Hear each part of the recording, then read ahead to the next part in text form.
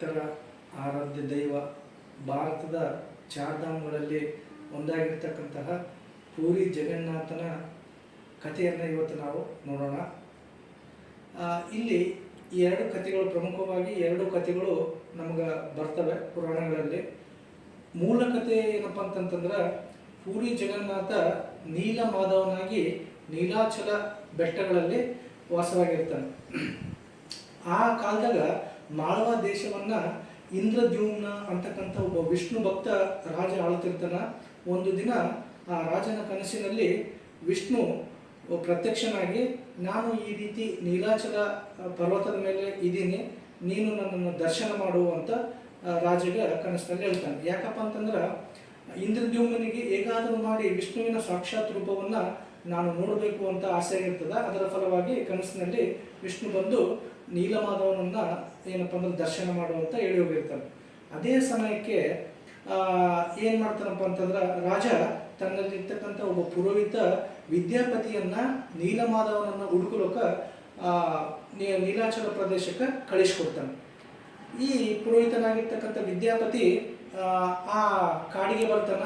ಅಲ್ಲಿ ಆ ಕಾಡಿನ ಮುಖ್ಯಸ್ಥನಾಗಿರ್ತಕ್ಕಂತಹ ವಿಶ್ವವಸು ಆ ಕಾಡಿನಲ್ಲಿರ್ತಕ್ಕಂತಹ ನೀಲಮಾಧವನನ್ನ ಗುಪ್ತವಾಗಿ ಒಂದು ಗುಹೆಯಲ್ಲಿ ಪೂಜೆ ಮಾಡ್ತಿರ್ತಾನೆ. ಈ ವಿದ್ಯಾಪತಿ ಆತನ ಸ್ನೇಹವನ್ನು ಮಾಡಿಕೊಂಡು ಅಲ್ಲೇ ಬಹಳ ದಿನಗಳ ಕಾಲ ಇದ್ದು, ಅದೇ ವಿಶ್ವವಸುವಿನ ಮಗಳನ್ನ ಮದುವೆಯಾಗಿ ಒಂದು ದಿನ ಏನಪ್ಪ ಅಂತಂದ್ರೆ, ನಾನು ಕೂಡ ನೀಲಮಾಧವನನ್ನು ನೋಡಬೇಕು ಅಂದಾಗ, ಆ ಗುಹೆಯನ್ನು ನೋಡಬೇಕು ಅಂದಾಗ ವಿಶ್ವವಸು ಈತನ ಕಣ್ಣಿಗೆ ಬಟ್ಟೆಯನ್ನು ಕಟ್ತಾನೆ. ಕಣ್ಣಿಗೆ ಬಟ್ಟೆಯನ್ನು ಕಟ್ಟಿ ಕರ್ಕೊಂಡು ಹೋಗ್ತಾನೆ. ಬಹಳ ಜಾಣ ಆಗಿರ್ತಕ್ಕಂಥ ವಿಶ್ವವಸು ಏನ್ ಮಾಡ್ತಾನಪ್ಪ ಅಂತಂದ್ರೆ, ತನ್ನ ಕಿಶೆಯಲ್ಲಿ ಸಾಸಿವೆ ಕಾಳುಗಳನ್ನು ಇಟ್ಕೊಂಡು ಹೋಗಿರ್ತಾನೆ. ಆ ಕಾಡಿನಲ್ಲಿ ಹೋಗುವ ತನ್ನ ದಾರಿಯ ಸುತ್ತ ಎಲ್ಲ ಆ ಸಾಸಿವೆ ಬೀಜಗಳನ್ನು ಚೆಲ್ಕೊಂತ ಹೋಗ್ತಾನೆ. ಹೋಗಿ ಆ ಗುಹೆಯನ್ನು ಮುಟ್ತಾವೆ. ಮಳೆಗಾಲದಾಗ ಆ ಸಾಸಿವೆ ಬೀಜಗಳು ಮೊಳಕೆ ಹೊಡೆದು ಏನಪ್ಪ ಅಂತಂತಂದ್ರೆ ದೊಡ್ಡವಾಗ್ತವೆ. ಅವಾಗ ದಾರಿ ಗೊತ್ತಾಗಿ ಇಂದ್ರದ್ಯುಮ್ನಿಗೆ ಹೇಳಿ ಕಳಿಸ್ತಾನೆ, ಆ ಗುಹೆಯ ದಾರಿ ಗೊತ್ತಾಗಿದೆ ಅಂತ. ಇಂದ್ರದ್ಯುಮ್ನ ಬಹಳ ಖುಷಿಯಿಂದ ನೀಲಮಾಧವನನ್ನ ದರ್ಶನ ಮಾಡೋಣ ಅಂತೇಳಿ ಬರ್ತಾನೆ. ಬಂದು ನೋಡೋಷ್ಟಿಗೆ ಆ ಗುಹೆಯಲ್ಲಿರ್ತಕ್ಕಂಥ ಮೂಲ ನೀಲಮಾಧವ ಮಾಯವಾಗಿರ್ತಾನೆ. ಇದನ್ನು ನೋಡಿ ರಾಜನಿಗೆ ಎದಿನೇ ಹೊಡೆದು ಹೋಗ್ತದೆ. ಎಂಥದ್ದಾಯ್ತಲ್ಲ, ನಾನು ಸತ್ತು ಹೋಗ್ತೀನಿ ಅಂತೇಳಿ ಸಹಾಯಕ್ಕೆ ರೆಡಿ ಆಗ್ತಾನೆ. ಯಾಕಂದ್ರೆ ಬಹಳ ದೊಡ್ಡ ವಿಷ್ಣು ಭಕ್ತ. ಅವಾಗ ಆಕಾಶವಾಣಿ ಒಂದು ಏನಪ್ಪ ಅಂತಂದ್ರೆ ಹೇಳ್ತದ, ಆತರ ಪಡಬೇಡ ರಾಜ, ನಾನು ಈ ರೂಪದಾಗ ನಿಮಗೆ ದರ್ಶನ ಕೊಡೋದಿಲ್ಲ. ಆದ್ರೆ ಸಮುದ್ರದಾಗ ಒಂದು ಏನಪ್ಪ ಅಂತಂದ್ರೆ ಮರದ ದಿಂಡು ತೇಲಿಕೊಂಡು ಬರ್ತದೆ. ಆ ಮರದ ದಿಂಡಿನ ಒಳಗಡೆ, ಆ ಮರದ ದಿಂಡಿನಿಂದ ನನ್ನ ಮೂರ್ತಿಗಳನ್ನು ಮಾಡಿಸು, ಅದ್ರಾಗ ನಾನು ನಿನಗೆ ಏನಪ್ಪ ಅಂತಂದ್ರೆ ದರ್ಶನವನ್ನು ಕೊಡ್ತೀನಿ ಅಂತ ರಾಜಗ ನೀಲಮಾಧವ ಹೇಳ್ತಾನೆ. ಮತ್ತೆ ಸಮಾಧಾನ ಆಗಿ ಇಂದ್ರದ್ಯುಮ್ನ ಬರ್ತಾನೆ. ಅದೇ ಸಮಯಕ್ಕೆ ಸರಿಯಾಗಿ ಇನ್ನೊಂದು ಕಥೆಯ ಪ್ರಕಾರ, ನಮ್ಮೆಲ್ಲರಿಗೂ ಗೊತ್ತು, ದ್ವಾಪರ ಯುಗದ ಅಂತ್ಯದಲ್ಲಿ ಶ್ರೀಕೃಷ್ಣ ಪರಮಾತ್ಮ ಒಂದು ಕಾಡಿನಲ್ಲಿ ವಿಹರಿಸುತ್ತಿರುವಾಗ ಒಬ್ಬ ಜರ ಅಂತಕ್ಕಂಥ ಬೇಡ ಬಿಟ್ಟ ಬಾಣದಿಂದ ಶ್ರೀಕೃಷ್ಣನ ಪಾದಗಳಲ್ಲಿ ಆ ಬಾಣ ನೆಟ್ಟು ಶ್ರೀಕೃಷ್ಣನ ಜೀವ ಹೋಗಿರ್ತದೆ. ಇದೆಲ್ಲ ನಮ್ಗೆ ಗೊತ್ತಿರ್ತಕ್ಕಂಥ ವಿಚಾರ. ಅವಾಗ ಪಾಂಡವರು ಬಂದು ಶ್ರೀಕೃಷ್ಣನ ದೇಹವನ್ನು, ಶ್ರೀಕೃಷ್ಣ ಭಗವಂತನಾದರೂ ಕೂಡ ಮನುಷ್ಯನ ದೇಹ ಧರಿಸಿರುವ ಕಾರಣ ಆತನನ್ನ ಅಗ್ನಿಸ್ಪರ್ಶ ಮಾಡ್ತಾರೆ. ಅವಾಗ ಶ್ರೀಕೃಷ್ಣನ ಎಲ್ಲ ಅಂಗಾಂಗಗಳು ಸುಟ್ಟು ಬೂದಿಯಾದರೂ ಕೂಡ ಹೃದಯ ಮಾತ್ರ ಸುಟ್ಟಿರೋದಿಲ್ಲ, ಹೃದಯ ಜೀವಂತವಾಗಿ ಇರ್ತದೆ. ಅವಾಗ ಪಾಂಡವರೆಲ್ಲ ಕೂಡಿಕೊಂಡು ಒಂದು ದಾರು ಬ್ರಹ್ಮ ಅಂತಕ್ಕಂತಹ ಕಟ್ಟಿಗೆ ಅಥವಾ ಒಂದು ಮರದ ತುಂಡನ್ನ ಒಳಗಡೆ ಆ ಹೃದಯವನ್ನು ಇಟ್ಟು ಸಮುದ್ರದಲ್ಲಿ ತೇಲಿ ಬಿಡ್ತಾರೆ. ಆ ಕಟ್ಟಿಗೆ ಏನಪ್ಪ ಅಂತಂದ್ರೆ ತೇಲ್ಕೊಂತ ಒಡಿಶಾ ಭಾಗದಾಗ ಅದೇ ಸಮಯದಾಗೆ ಬಂದು ತಲುಪ್ತದೆ. ಅವಾಗ ಏನ್ ನೀಲಮಾಧವ ದೇವರು ಹೇಳಿದ ಪ್ರಕಾರ ಆ ಕಟ್ಟಿಗೆಯ ಒಳಗಡೆನೆ ನನ್ನ ಹೃದಯ ಅದ, ಅದು ಬೇರೆ ಯಾರ ಹೃದಯವೂ ಅಲ್ಲ, ಅದು ಶ್ರೀಕೃಷ್ಣನ ಹೃದಯ. ಆ ಕಟ್ಟಿಗೆ ಬಂದ ನಂತರ ವಿಶ್ವವಸು ಮತ್ತು ಇಂದ್ರದ್ಯುಮ್ನ ಇಬ್ಬರು ಕೂಡ ಆ ಕಟ್ಟಿಗೆಯನ್ನ ತಗೊಂಡು ಅದರಿಂದ ಏನು ಮೂರ್ತಿಗಳನ್ನು ಮಾಡಿಸ್ಬೇಕಂತ ನಿರ್ಣಯ ಆಗ್ತದೆ. ಆಗ ನಮ್ಮೆಲ್ಲ ಬ್ರಹ್ಮನ ಪುತ್ರ ಸಾಕ್ಷಾತ್ ವಿಶ್ವಕರ್ಮನೇ ಭೂಮಿಗೆ ಬಂದು ಆ ಕಟ್ಟಿಗೆಯನ್ನ ಮೂರ್ತಿಗಳನ್ನಾಗಿ ಮಾಡಲು ಒಪ್ಕೋತಾನೆ. ಆದರೆ ರಾಜ ಒಂದು ಕಂಡೀಷನ್ ಇಡ್ತಾನೆ. ಏನು ಕಂಡೀಷನ್ ಅಪ್ಪ ಅಂತಂದ್ರೆ, ನಾನು 21 ದಿನಗಳ ಕಾಲ ಮೂರ್ತಿಗಳನ್ನು ಮಾಡ್ತೀನಿ, ಒಳಗಡೆ ಒಂದು ರೂಮ್ದಾಗ ಇದ್ಕೊಂಡು ನೀವು ಯಾರು ಕೂಡ ನನ್ನನ್ನು ಡಿಸ್ಟರ್ಬ್ ಮಾಡಂಗಿಲ್ಲ, ನಾನು ಬಾಗಿಲು ಹಾಕೋತೀನಿ, 21 ದಿನಗಳ ಕಾಲ ಆ ಬಾಗಿಲನ್ನ ಯಾರೂ ತೆಗಿಬಾರ್ದು, ಯಾವುದೇ ಕಾರಣಕ್ಕೂ ತೆಗಿಬಾರ್ದು ಅಂತ ಒಂದು ಕಂಡೀಷನ್ ಇರ್ತಾನೆ ರಾಜ ಒಪ್ಕೋತಾನ. ಆ ಕಟ್ಟಿಗೆಯನ್ನು ತಗೊಂಡು ಅರಮನೆಗೆ ಬರ್ತಾರ. ಒಂದು ಕೋಣೆ ಒಳಗಡೆ ವಿಶ್ವಕರ್ಮರು ತಮ್ಮ ಕೆಲಸವನ್ನು ಸ್ಟಾರ್ಟ್ ಮಾಡ್ತಾರ. 14-15 ದಿವಸ ತನ ಸೌಂಡ್ ಬರ್ತಿರ್ತದ ಆ ರೂಮ್ದಾಗಿಂದ, ಎಲ್ಲ ಉಳಿಯೇಟು ಹೊಡೆಯೋದು ಸೌಂಡ್ ಬರ್ತಿರೋದ. ಹಿಂಗಾಗಿ ಎಲ್ಲರಿಗೂ ಅನ್ಕತ್ತಾರ ಒಳಗಡೆ ಕೆಲಸ ನಡೆದದ, ಏನು ತೊಂದರೆ ಇಲ್ಲ ಅಂತ. ಆದ್ರೆ 15 ದಿನದ ನಂತರ ಯಾವುದೇ ಸೌಂಡ್ ಬರೋದಿಲ್ಲ, ಆ ಕೋಣೆಯ ಒಳಗಿಂದ ಯಾವುದೇ ಸೌಂಡ್ ಬರೋದಿಲ್ಲ. ಇದರಿಂದ ರಾಜ ಇಂದ್ರದ್ಯುಮ್ನ ಹೆಂಡತಿಯಾಗಿರ್ತಕ್ಕಂಥ ಗುಂಡೀಚಾಳಿಗೆ ಸ್ವಲ್ಪ ನೋವಾಗ್ತದೆ. ಇದೇನು 15 ದಿವಸ ತನಕ ಸೌಂಡ್ ಬರ್ತಾ ಇತ್ತು, ಈಗ ಒಳಗಡೆ ಸೌಂಡೇ ಬರ್ತಾ ಇಲ್ಲ, ಮೊದಲೇ ಗಾಳಿ ಬೆಳಕು ಏನಿಲ್ಲ ಒಳಗಡೆ ರೂಮ್ದಾಗ, ಏನಾದ್ರೂ ಒಳಗಡೆ ಆ ವಿಶ್ವಕರ್ಮರಿಗೆ ಏನಾದರೂ ಆಯ್ತೇನೋ ಅಂತಕ್ಕಂಥ ಏನಪ್ಪ ಅಂತಂದ್ರೆ ಎದುರ್ತಾಳಕ್ಕೆ. ರಾಜ ಬಲವಂತ ಮಾಡ್ತಾಳೆ, ತೆಗೆಸ್ರಿ ಕೋಣೆ ಇದನ್ನು, ಒಳಗಡೆ ಏನಾದರೂ ಅಪಘಾತ ಆಗಿರ್ಬೋದೇನಂತ. ರಾಜ ಒಲ್ಲದ ಮನಸ್ಸಿನಿಂದ ಸೈನಿಕರಿಗೆ ಆಗ್ರಹ ಮಾಡ್ತಾನ, ಬಾಗಿಲನ್ನು ತೆರೀತಾರೆ. ಅವಾಗ ಏನಾಗಿರ್ತದಪ್ಪ ಅಂತಂದ್ರೆ ಮೂರ್ತಿಗಳು ಅಪೂರ್ಣ ಆಗಿರ್ತಾವೆ. ಯಾಕಪ್ಪ ಅಂತಂತಂದ್ರೆ ಮೊದಲೇ ವಿಶ್ವಕರ್ಮರು ಹೇಳಿರ್ತಾರೆ 21 ದಿನಗಳ ಕಾಲ ಯಾವುದೇ ಕಾರಣಕ್ಕೂ ಬಾಗಿಲು ತೆಗಿಬಾರ್ದು ಅಂತ. ಈಗ ಮೂರ್ತಿಗಳು ಎಲ್ಲ ಮುಖಕ್ಕೆ ಎಲ್ಲ ಇರ್ತದೆ, ಆದ್ರೆ ಕೈ ಕಾಲುಗಳು ಇರಲ್ಲ. 3 ಸುಂದರವಾದ ಮೂರ್ತಿಗಳನ್ನು ಮಾಡಿರ್ತಾರೆ ವಿಶ್ವಕರ್ಮರು, ಆದ್ರೆ ಅದಕ್ಕೆ ಯಾವುದೇ ಕೈ ಮತ್ತು ಕಾಲುಗಳು ಇರೋದಿಲ್ಲ. ಮತ್ತೆ ರಾಜಕ್ಕೆ ಬೇಸರ ಆಗ್ತದ. ಮತ್ತೆ ಏನಪ್ಪಾ ಅಂತಂದ್ರೆ ವಿಷ್ಣುವಿನಲ್ಲಿ ಮೊರೆ ಹೋಗ್ತಾನ. ಆಗ ಮತ್ತೊಂದು ಆಕಾಶವಾಣಿ ಆಗ್ತದ. ವಿಷ್ಣು ಹೇಳ್ತಾನ, ನೀ ಏನು ಚಿಂತೆ ಮಾಡಬೇಡ, ಈ ಅಪೂರ್ಣ ರೂಪದಾಗೆ ನಾನೇನಪ್ಪ ಅಂದ್ರೆ ದರ್ಶನವನ್ನ ಕೊಡ್ತೀನಿ, ಈ ಅಪೂರ್ಣ ಮೂರ್ತಿಗಳನ್ನ ಪ್ರತಿಷ್ಠಾಪನೆ ಮಾಡು. ಅವೇ ಏನಪ್ಪ ಅಂದ್ರೆ ನಾನೇ ನನ್ನ ಅಂಶವಾದ ಶ್ರೀಕೃಷ್ಣ ಮತ್ತು ನನ್ನ ಅಣ್ಣ ಬಲರಾಮ ಮತ್ತು ನನ್ನ ತಂಗಿ ಸುಭದ್ರೆಯಾಗಿ ಪೂರಿಯಲ್ಲಿ ನೆಲೆ ನಿಲ್ತೀವಿ ಅಂತೇಳಿ ಇಂದ್ರದ್ಯುಮ್ನಿಗೆ ವಿಷ್ಣು ಭರವಸೆಯನ್ನು ಕೊಡ್ತಾನೆ. ಅವಾಗ ಏನಪ್ಪ ಅಂದ್ರೆ ಸಾಕ್ಷಾತ್ ಆ 3 ಮೂರ್ತಿಗಳನ್ನ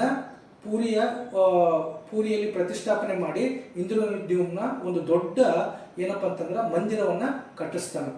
ಇಂದ್ರದ್ಯುಮ್ನ ಎಂಥ ವಿಷ್ಣು ಭಕ್ತಪ್ಪ ಅಂತಂತಂದ್ರೆ, ಮತ್ತು ಆತನ ಹೆಂಡತಿ ಗುಂಡೀಚ ಇಬ್ಬರು ಕೂಡ ದೊಡ್ಡ ವಿಷ್ಣು ಭಕ್ತರು. ಇಂದ್ರದ್ಯುಮ್ನ ಹೇಳ್ತಾನೆ ಯಾರಿಗೆ, ಪೂರಿ ಜಗನ್ನಾಥನಿಗೆ, ಭಗವಂತ ನನ್ನ ಮತ್ತು ನಿನ್ನ ಮತ್ತು ಈ ಗುಡಿಯ ನಡಬರ್ಕ ನನ್ನ ಮುಂದಿನ ವಂಶದವರು ಯಾರೂ ಬರಬಾರ್ದು, ನನ್ನ ಮುಂದಿನ ವಂಶದವರು ಈ ಗುಡಿ ನಂದು ಅಂತಕ್ಕಂಥ ಭಾವನೆಯಿಂದ ನಿನ್ನ ಮತ್ತು ನಿನ್ನ ಭಕ್ತರ ನಡಬರ್ಕ ಯಾರೂ ಬರಬಾರ್ದು. ಹಿಂಗಾಗಿ ನನಗೆ ಮಕ್ಕಳೇ ಆಗದಿರಲಿ, ನನ್ನ ವಂಶ ನಿರ್ನಾಮ ಆಗ್ತಕ್ಕಂಥ ಆಶೀರ್ವಾದ ಮಾಡು. ಯಾಕಂದ್ರೆ ನಿನ್ನ ಮತ್ತು ನಿನ್ನ ಭಕ್ತರ ಮಧ್ಯೆ ನನ್ನ ಮುಂದಿನ ವಂಶದವರು ಬರಬಾರ್ದು, ಈ ಗುಡಿ ನಂದು ಅಂತಕ್ಕಂಥ ವಾದ ಮಾಡ್ಕೊಂಡು ಅಂತ ಹೇಳ್ತಾನ. ಅವಾಗ ಗುಂಡೀಚಾಳಿಗೆ ಗೊತ್ತಾಗ್ತದ ನಾನು ತಾಯಿ ಆಗಲಾರೆ ಅಂತ. ಅದಕ್ಕೆ ಜಗನ್ನಾಥ ಗುಂಡೀಚಾಳಿಗೆ ಒಂದು ವರ ಕೊಡ್ತಾನೆ, ಅಮ್ಮ ನಾನು ಮತ್ತು ನನ್ನ ಅಣ್ಣ ಬಲರಾಮ ಮತ್ತು ನನ್ನ ತಂಗಿ ಸುಭದ್ರೆ 9 ದಿನಗಳ ಕಾಲ ನಿನಗೆ ಮಕ್ಕಳಾಗಿ ಪ್ರತಿ ವರ್ಷನೂ ಕೂಡ ನಿನ್ನ ಮನೆಯಲ್ಲಿ ಇರ್ತೀವಿ. 9 ದಿನಗಳ ಕಾಲ ನಾನೇ ನಿಮ್ಮ ಮಕ್ಕಳಾಗಿ ಇರ್ತೀವಿ ಅಂತ ಯಾರಪ್ಪ ಅಂತಂದ್ರೆ ಜಗನ್ನಾಥ ತಾಯಿ ಗುಂಡೀಚಾಳಿಗೆ ಮಾತು ಕೊಡ್ತಾಳೆ. ಅದೇ ಪ್ರಕಾರ ಪ್ರತಿ ವರ್ಷ ಏನು ನಾವು ಜಗತ್ತಿನಲ್ಲೇ ಅತ್ಯಂತ ವಿಜೃಂಭಣೆಯಿಂದ ನಡೀತಕ್ಕಂಥ ಜಗನ್ನಾಥ ರಥಯಾತ್ರೆಯಲ್ಲಿ ಆ 3 ತೇರುಗಳು ಹೋಗಿ 9 ದಿನಗಳ ಕಾಲ, ಇಲ್ಲಿಯ ಒಂದು ವಿಶೇಷ ಏನಪ್ಪ ಅಂತಂದ್ರೆ ಎಲ್ಲ ಜಾತ್ರೆಗಳಲ್ಲಿ ಯಾವುದು ಉತ್ಸವ ಮೂರ್ತಿಗಳನ್ನು ತಂದು ತೇರಿನಲ್ಲಿ ಕೂಡಿಸ್ತಾರೆ. ಆದ್ರೆ ಇಲ್ಲಿ ಪೂರಿಯ ಒಡಿಸ್ಸಾದಲ್ಲಿರ್ತಕ್ಕಂಥ ಪೂರಿಯಲ್ಲಿ ಮಾತ್ರ ಮುಖ್ಯ ದೇವರುಗಳೇ, ಮುಖ್ಯ ಮೂಲ ಮೂರ್ತಿಯನ್ನೇ ಏನಪ್ಪ ಅಂತಂದ್ರೆ ತೇರಿನಲ್ಲಿ ಇಟ್ಟು ಮೆರೆಸ್ತಾರೆ. ಅಂದ್ರೆ ಭಗವಂತನೇ ಭಕ್ತರನ್ನ ನೋಡೋಕೆ ಬರ್ತಾನ. ಕೋಟ್ಯಾಂತರ ಜನ ಹೊತ್ತ ಪೂರಿಯಲ್ಲಿ ನೆರೆದಿರ್ತಾರೆ, ಅದನ್ನು ನೋಡೋಕೆ 2 ಕಣ್ಣು ಸಾಲದು.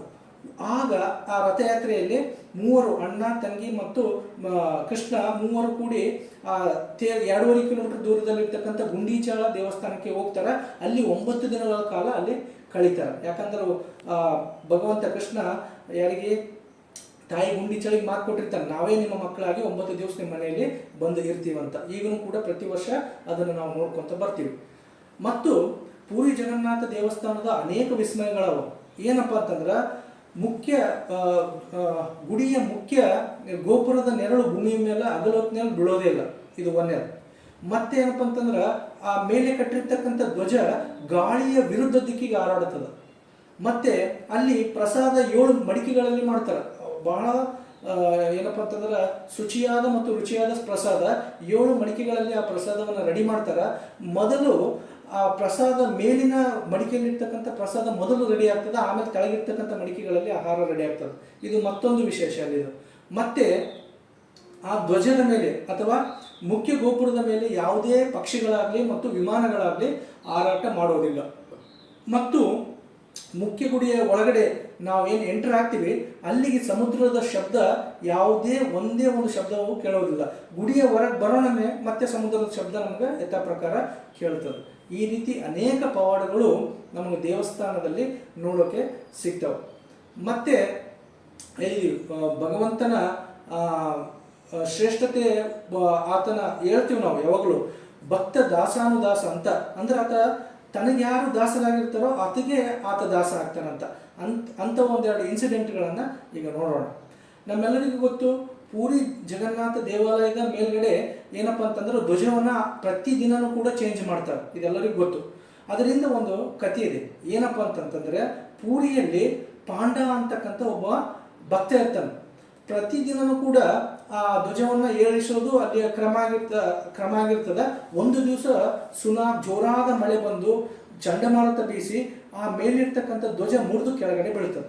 ಬಿದ್ದ ನಂತರ ಜೋರಾದ ಮಳೆ ಸುಂಟರ ಗಾಳಿಗೆ ಎಲ್ಲರೂ ಭಯ ಬಿದ್ದು ಅಲ್ಲಿಂದ ಹೊರಟೋಗ್ಬಿಡ್ತಾರೆ. ಅವತ್ತು ಧ್ವಜ ಏರ್ಸಕ್ಕೆ ಯಾರೂ ಬರೋದಿಲ್ಲ. ಆದ್ರೆ ಅಲ್ಲಿ ಒಬ್ಬ ಮಾಡ್ತಕ್ಕಂತಹ ಒಬ್ಬ ಶ್ರೇಷ್ಠ ಭಕ್ತ ಇರ್ತಾನೆ, ಆತನ ಹೆಸರು ಪಾಂಡ. ಆತ ದೇವಸ್ಥಾನಕ್ಕೆ ಬಂದು ತನ್ನ ಪ್ರಾಣವನ್ನೇ ಒತ್ತೆ ಇಟ್ಟು ಆ ದೇವಸ್ಥಾನವನ್ನು ನೋಡ್ರಿ, ಈಗಲೂ ಕೂಡ ಅಲ್ಲಿ ಹೆಂಗನಪ್ಪ ಅಂತಂದ್ರೆ ಯಾವುದೇ ಲ್ಯಾಡರನ್ನ ಇಟ್ಟು ಹೇಳೋದಿಲ್ಲ, ಆ ಕಲ್ಲುಗಳಿಗೆ ಸಪೋರ್ಟ್ ಕೊಟ್ಟು ಹೇಳ್ತಾರೆ.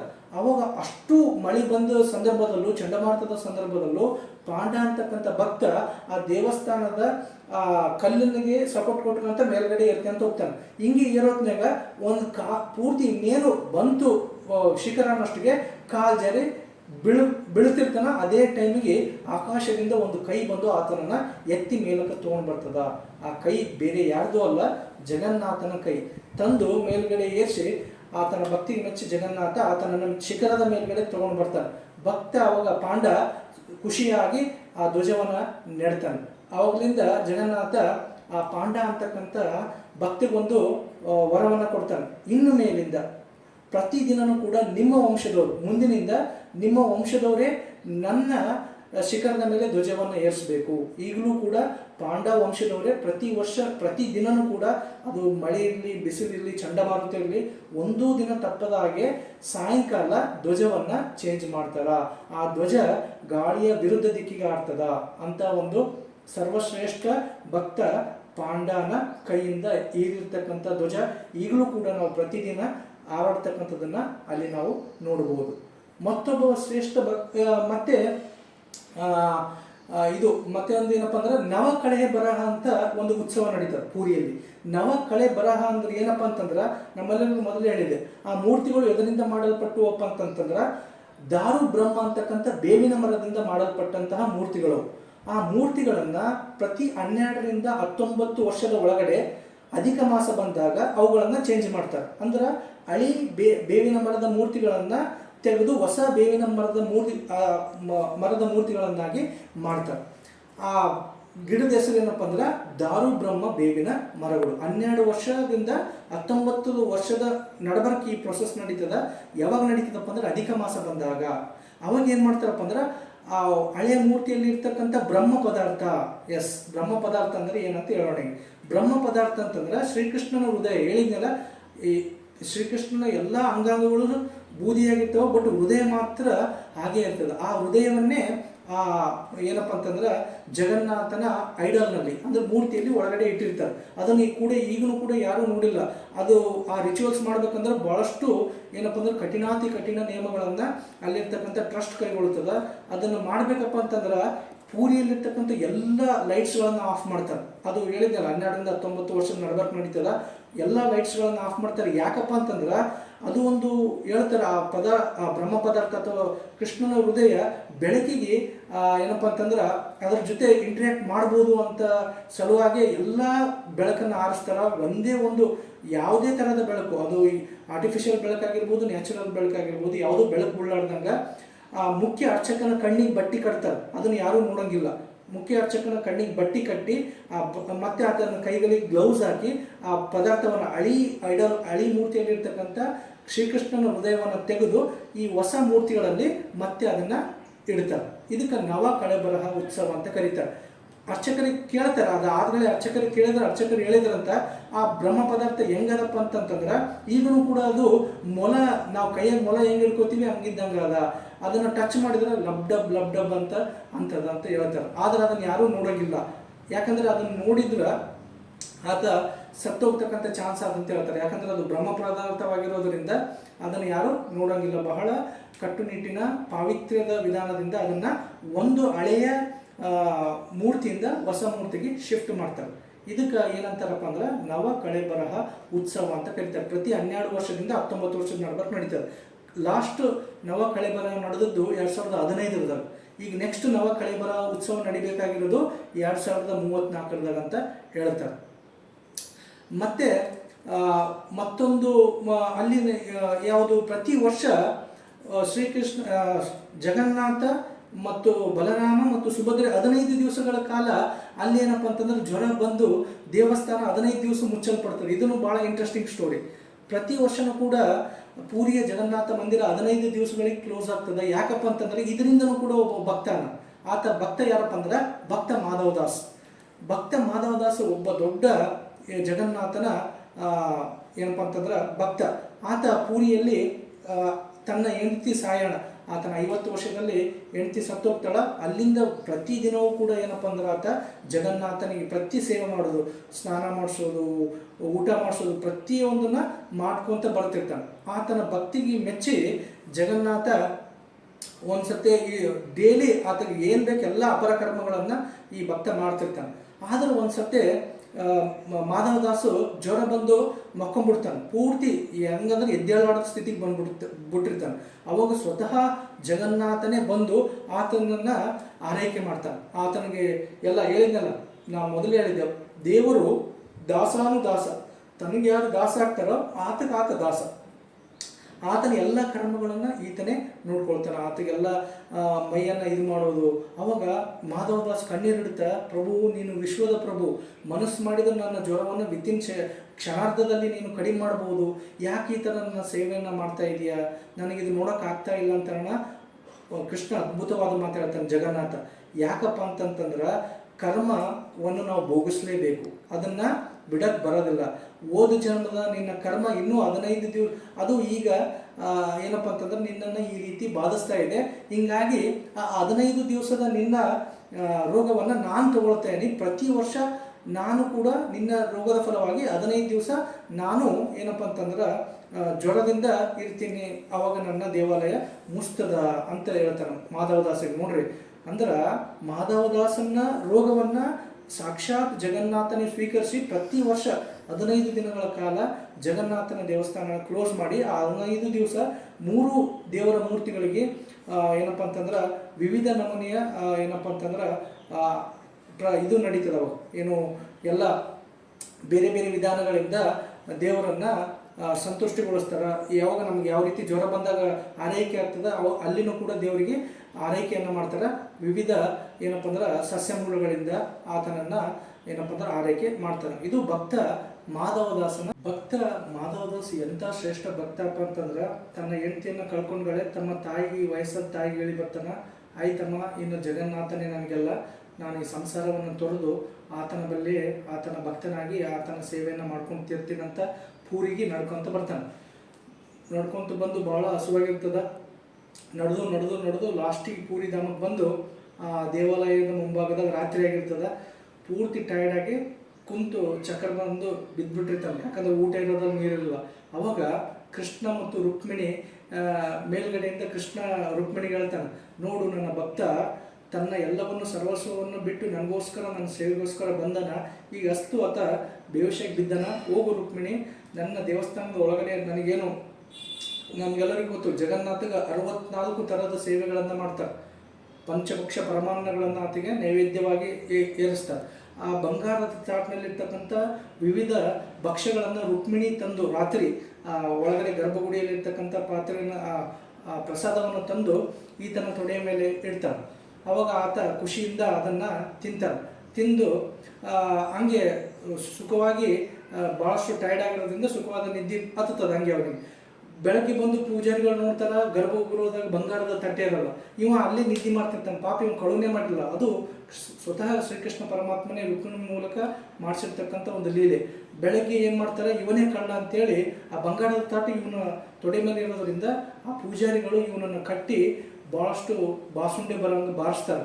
ಈತ ಎಷ್ಟೇ ಹೇಳಿದ್ರು ನಾನು ಕಳು ಮಾಡಿಲ್ಲ, ಸಾಕ್ಷಾತ್ ಜಗನ್ನಾಥನೇ ನನಗೆ ತಂದು ಕೊಟ್ಟ, ನಾನು ತಿಂದಿನಂತ ಹೇಳಿದ್ರೆ ಅವ್ರಿಗೆ ನಂಬಲಾರ್ದ ಇವನಿಗೆ ಬೆನ್ನಿಗೆ ಬಾಸುಂಡೆ ಬರಂಗೆ ಬಾರಿಸ್ತಾರೆ. ಆ ಬಾರಿಸಿ ನೆಕ್ಸ್ಟು ಒಳಗಡೆ ಇರ್ತಕ್ಕಂಥ ಜಗನ್ನಾಥನಿಗೆ ಪೂಜೆ ಮಾಡೋಕೆ ಹೋಗ್ತಾರೆ. ನಮ್ಮೆಲ್ಲರಿಗೂ ಗೊತ್ತು, ದೇವರಿಗೆ ಸ್ನಾನ ಮಾಡಿಸೋದ್ನಾಗ ಅಲ್ಲಿ ಸಮುದ್ರ ಇರೋದ್ರಿಂದ ಭಾಳ ಶೆಕೆ ಆ ಪ್ರದೇಶದಾಗ. ಹೀಗಾಗಿ ಎಣ್ಣೆ ಮಜ್ಜನ ಮಾಡ್ತಾರೆ, ಯಾರಿಗೆ, ಜಗನ್ನಾಥನಿಗೆ ಮತ್ತು ಮೂವರಿಗೆ. ಎಣ್ಣೆ ಮಜ್ಜನ ಮಾಡೋದ್ನಾಗ ಬೆನ್ನಿಗೆ ಜಗನ್ನಾಥನ ಐಡಲ್ ಮೂರ್ತಿಯ ಬೆನ್ನಿಗೆ ಎಣ್ಣೆ ಮಜ್ಜನ ಮಾಡೋದ್ನಾಗ ಮುಖ, ಜಗನ್ನಾಥನ ಮುಖ ಭಾಳ ಏನಪ್ಪ ಅಂತಂದ್ರೆ ನೋವಿನಲ್ಲಿ ಇರೋಂಗೆ ಕಾಣ್ತದೆ. ಮತ್ತೆ ನೋಡ್ತಾರೆ, ಯಾಕೆ ದೇವರ ಮುಖ ಯಾಕೆ ಇವತ್ತು ಇಷ್ಟು ನೋವಿನಿಂದ ಕೂಡಿಲ್ಲ, ಬೆನ್ನಿಗೆ ಎಣ್ಣೆಯನ್ನು ಹಚ್ತಾರ, ಆದ್ರೂ ಕೂಡ ಯಾವುದೇ ಬದಲಾವಣೆ ಆಗಲ್ಲ. ಬೆನ್ನಿನಲ್ಲಿ ಏನಾಗಿದೆ ನೋಡಮಂತ ನೋಡ್ತಾರ, ಬೆನ್ನಿನಲ್ಲಿ ಜಗನ್ನಾಥನ ಮೂರ್ತಿಯ ಬೆನ್ನಿನಲ್ಲಿ ಇವ್ರೇನು ಆತಗೆ ಏಟು ಹಾಕಿರ್ತಾರಲ್ಲ ಮಾಧವದಾಸ್, ಆ ಏಟಿನ ಬಾಸುಂಡೆಗಳು ಜಗನ್ನಾಥನ ಬೆನ್ನಿಗೆ ಬಿದ್ದಿರ್ತಾವೆ. ಅಷ್ಟು ಎಲ್ಲ ಕೆಂಪಾಗಿರ್ತದೆ ಹಿಂದಿನ ಭಾಗ.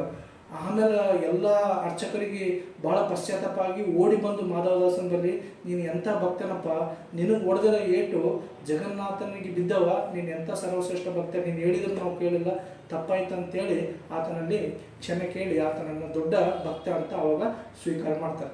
ಇಂಥ ಒಬ್ಬ ಮಹಾನ್ ಭಕ್ತ ಮಾಧವದಾಸ್. ಮತ್ತೊಬ್ಬ ಮಹಾನ್ ಭಕ್ತ ಯಾರಪ್ಪ ಅಂತಂದ್ರೆ ದಾಸಿಯ ಬೌರಿ. ಈತನು ಕೂಡ ಪೂರಿಯಿಂದ ಸ್ವಲ್ಪ ಕಿಲೋಮೀಟರ್ ದೂರದಲ್ಲಿರ್ತಕ್ಕಂಥ ಒಂದು ಹಳ್ಳಿಯಲ್ಲಿ ಈತನ ಏನಪ್ಪ ಅಂತಂದ್ರೆ ಈತನೊಬ್ಬ ರೈತ ಅಲ್ಲೇ ಕೆಲಸ ಮಾಡ್ಕೊತಿರ್ತಾನೆ. ಆದ್ರೆ ನಮ್ಗೆಲ್ಲರಿಗೂ ಗೊತ್ತು, ಆ ಕಾಲದಾಗೂ ಜಾತಿ ಪದ್ಧತಿ ಇತ್ತು. ಈತ ಒಂದು ಏನಪ್ಪ ಅಂತಂದ್ರೆ ಕೆಳವರ್ಗದ ಜಾತಿಯಲ್ಲಿ ಹುಟ್ಟಿರೋದ್ರಿಂದ ದೇವಸ್ಥಾನದ ಒಳಗಡೆ ಆ ಕಾಲಕ್ಕೆ ಈತನನ್ನು ಬಿಡ್ತಿರ್ಲಿಲ್ಲ. ಹೀಗಾಗಿ ಪೂರಿಗೆ ಹೋಗ್ತಾ ಇರ್ತಕ್ಕಂತಹ ಪುರೋಹಿತರ ಕೈಯಲ್ಲಿ, ಬ್ರಾಹ್ಮಣರ ಕೈಯಲ್ಲಿ ಈತ ಏನಪ್ಪ ಅಂದ್ರೆ ತೆಂಗಿನಕಾಯಿಗಳನ್ನು ಕೊಟ್ಟು ಕಳಿಸ್ತಿದ್ದ. ಈ ಏನಪ್ಪ ಅಂತಂದ್ರೆ ದೇವರಿಗೆ, ಜಗನ್ನಾಥನಿಗೆ ಒಯ್ದು ಮುಟ್ಟಿಸ್ರಿ, ನಿಮ್ಮ ಭಕ್ತ ದಾಸಿಯ ಬೌರಿ ಹೇಳಿದ್ದಾನೆ ಅಂತ ಹೇಳ್ರಿ ಅಂತ ಹೇಳ್ತಿದ್ದ. ಆಗ ಒಬ್ಬ ಪುರೋಹಿತ ಏನು ಮಾಡ್ತಾನೆ, ನಗುತ್ತಾನೆ, ಇಷ್ಟೆಲ್ಲ ಜನ ಹೋಗ್ತಾರೆ, ನಿಂದು ತೆಂಗಿನಕಾಯಿನ ದೇವ್ರು ತೊಗೊಳ್ತಾನೆ ಅಂತ ನಗುತ್ತಾನೆ. ಇರ್ಲಿತಾ ಏನೋ ಕೊಡಕತ್ತಿಗೆ ಒಯ್ದು ಅಲ್ಲಿ ದೇವರಿಗೆ ಅರ್ಪಿಸ್ತೀನಿ, ಅರ್ಪಿಸ್ತೀನಿ ಅಂತ ನಕ್ಕೊಂತ, ಇದೆಲ್ಲ ಆಗ್ಲಾರ್ದು ಹೋಗ್ಲಾರ್ದು ಅಂತೇಳಿ ಹಂಗೆ ಇಸ್ಕೊಂಡು ಹೋಗ್ತಾನೆ.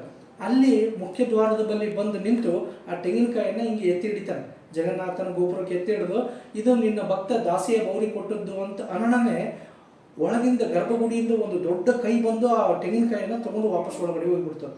ಅದನ್ನು ನೋಡಿ ಆ ಪುರೋಹಿತ ಅಲ್ಲೇ ಬೇವಶಕ್ಕೆ ಬಿದ್ದು ಬಿಡ್ತಾನೆ. ಬಿದ್ದ ನಂತರ ಎಷ್ಟೋ ಇದಾದ್ಮೇಲೆ ಅವನಿಗೆ ಬೇವಶಿ ಬರ್ತದ, ಎಂಥ ಭಕ್ತ ಇರ್ಬೋದು ಇವ ದಾಸಿಯ ಬೌರಿ, ಇಂಥವನನ್ನು ನಾವು ಗುಡಿಯಲ್ಲಿ ಕರ್ಕೋತಾ ಇಲ್ಲಲ್ಲ, ಎಂಥ ಅದ್ಭುತ ಭಕ್ತ ಗೀತ ಅಂತ ಹೇಳಿ. ಮತ್ತೊಂದು ಸರ್ತಿ ದಾಸಿಯ ಗೌರಿ ತಾನು ಬೆಳೆದಿರ್ತಕ್ಕಂಥ ಮಾವಿನ ಹಣ್ಣುಗಳನ್ನು ತೊಗೊಂಡು ಬಂದು ಗುಡಿ ಮುಂದೆ ಕುಂತಿರ್ತಾನೆ. ಕುಂತು ಆ ಹಣ್ಣುಗಳನ್ನು, ನಾನು ಹೇಳಿದ್ನಲ್ಲ, ಗುಡಿಯ ಮೇಲ್ಭಾಗದಲ್ಲಿ ಬಾವುಟವನ್ನು ಏರಿಸ್ತಾರೆ. ಅಲ್ಲಿ ಒಂದು ಚಕ್ರ ಅದು, ಸುದರ್ಶನ ಚಕ್ರ ಟೈಪ್. ಆ ಸುದರ್ಶನ ಚಕ್ರಕ್ಕೆ ಹಿಂಗೆ ಮಾವಿನ ಹಣ್ಣನ್ನು ಸಮರ್ಪಣೆ ಮಾಡ್ತಾ ಇರ್ತಾರೆ. ಎಲ್ಲರೂ ನೋಡ್ತಿರ್ತಾರೆ. ಆ ಮಾವಿನ ಹಿಂಗೆ ಸಮರ್ಪಣೆ ಹಿಂಗೆ ಮಾಡ್ತಾ ಇರೋದ್ನಾಗೆ ಅದು ಏನಪ್ಪ ಅಂದ್ರೆ ಮಾಯ ಆಗ್ತಿರ್ತಾವೆ. ಎಲ್ಲರೂ ನೋಡಿ ಗಾಬರಿ ಆಗ್ತಾರೆ, ಏನಿದು ಈತ ಮಾವಿನ ಹಣ್ಣು ತಗೋತಾನ, ಸುದರ್ಶನ ಚಕ್ರಕ್ಕೆ ಹಿಡಿತಾನ, ಮಾವಿನ ಹಣ್ಣು ಮಾಯ ಆಗ್ಲಾಗತ್ತವಲ್ಲ, ಎಲ್ಲಿ ಹೊಂಟವು ಅಂತ ಅರ್ಚಕರನ್ನು ನೋಡ್ತಾರೆ. ನೋಡಿ ಒಳಗಡೆ ಹೋಗಿ ನೋಡ್ತಾರೆ, ಗರ್ಭಗುಡಿಯಲ್ಲಿ ಜಗನ್ನಾಥನ ಮೂರ್ತಿಯ ಬಾಯಿಯ ತುಂಬೆಲ್ಲ ಮಾವಿನ ರಸ ಹತ್ತಿರ್ತದೆ. ಮತ್ತು ಆತನ ಸೈಡಿಗೆ ಏನಪ್ಪ ಅಂದ್ರೆ ಮಾವಿನ ವಾಟೆಗಳು ಬಿದ್ದಿರ್ತವೆ.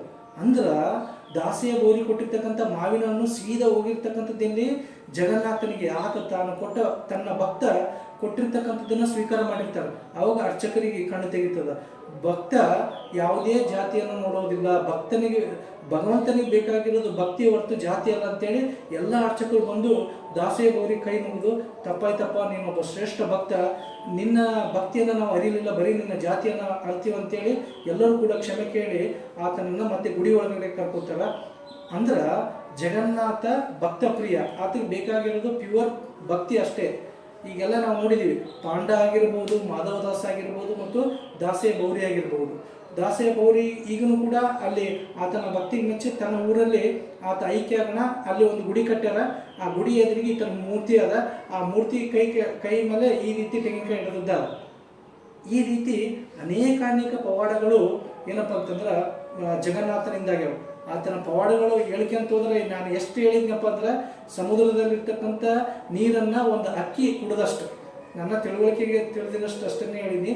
ಆತನ ಪವಾಡಗಳು ಅನೇಕ, ಆತನ ಮಹಿಮೆ ಅನೇಕ.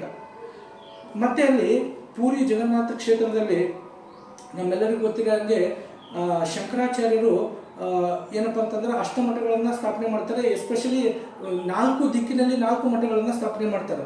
ಅಲ್ಲಿ ಎಲ್ಲಿ ಪೂರಿಯಲ್ಲಿ ಗೋವರ್ಧನ ಪೀಠವನ್ನು ಸ್ಥಾಪನೆ ಮಾಡ್ಯಾರ. ಯಾರು? ಶಂಕರಾಚಾರ್ಯರು ಗೋವರ್ಧನ ಪೀಠವನ್ನು ಸ್ಥಾಪನೆ ಮಾಡಿದ್ದು ಪೂರಿಯಲ್ಲಿ.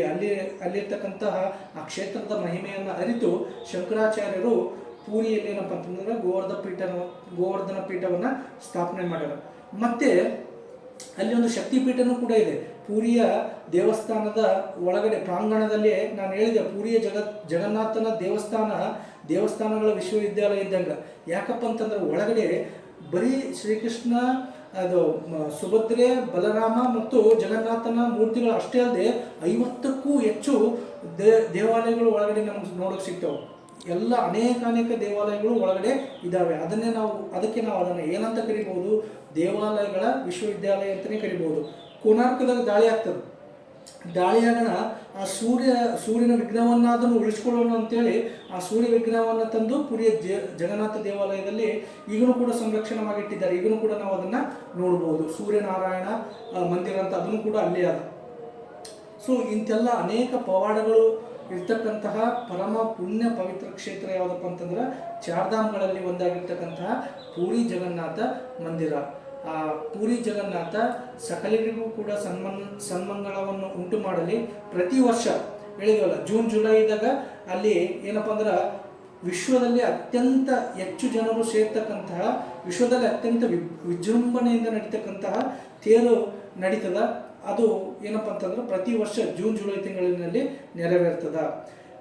ನಮ್ಗೆಲ್ಲರಿಗೂ ಗೊತ್ತು, ತೇರು ಅಂತಂತಂದ್ರೆ ಒಂದೇ ತೇರನ್ನು ಎಳಿತೀವಿ ಎಲ್ಲ ಕಡೆಗೆ. ಆದ್ರೆ ಪೂರಿ ಜಗನ್ನಾಥನ ವಿಶೇಷ ಏನಪ್ಪ ಅಂದ್ರೆ ಪ್ರತಿ ವರ್ಷನೂ ಕೂಡ ತೇರು ಹೊಸದಾಗಿ ನಿರ್ಮಾಣ ಮಾಡ್ತಾರ. 3 ತೇರುಗಳನ್ನು, ಬಲಭದ್ರೆಯ ತೇರನ್ನ ಮತ್ತು ಬಲರಾಮನ ತೇರನ್ನ ಮತ್ತು ಜಗನ್ನಾಥನ ತೇರನ್ನ ಪ್ರತಿ ವರ್ಷ ಹೊಸ ತೇರುಗಳನ್ನು 3 ಹೊಸ ತೇರುಗಳನ್ನು ನಿರ್ಮಾಣ ಮಾಡ್ತಾರ. ಜಗನ್ನಾಥನ ರಥಕ್ಕಿರ್ತಕ್ಕಂಥ ಹೆಸರು ನಂದಿ ಧ್ವಜ. ಅದೇ ರೀತಿ ಬಲರಾಮನ ತೇರಿಗಿರ್ತಕ್ಕಂತಹ ಹೆಸರು ತಾಳಧ್ವಜ. ಅದೇ ರೀತಿ ಸುಭದ್ರೆಯ ತೇರಿಗಿರ್ತಕ್ಕಂಥ ಹೆಸರು ಪದ್ಮಧ್ವಜ. 3 ತೇರುಗಳು ಏನಪ್ಪ ಅಂದ್ರೆ ಏಕಕಾಲದಲ್ಲಿ ಹೊರಡ್ತವ. ಕೋಟ್ಯಾಂತರ ಭಕ್ತರು ಏನಪ್ಪ ಅಂತಂದ್ರೆ ಈ ಒಂದು ಭಕ್ತಿಯಲ್ಲಿ ಮಿಂದು ಎದ್ದೇಳ್ತಾರ.